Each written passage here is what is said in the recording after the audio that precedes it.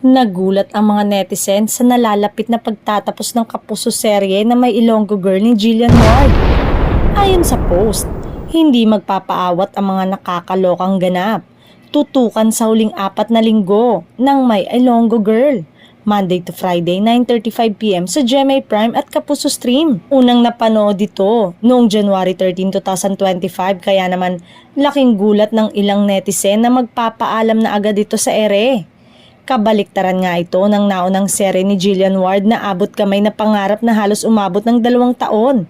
Sayang naman daw dahil magaling pa naman umarte si Jillian. Ayon nga sa isang post, ang tinutukoy na nag-last taping na kamakailan lang. Hindi matiyak kung naka 1 season ito o may kasunod pa dahil tatapusin na pala ito agad. Dagdag pa, hindi raw maganda ang performance nito sa ratings kahit minsan ay pinag-uusapan pa sa social media ang ilang episode nito. Nakakalungkot kasi pahirapan na rin talagang maparate ang mga programa. Samantala, bukod dito ay may isa pang programa ang tila magpapaalam na rin dahil pababa ng pababa ang ratings nito araw-araw.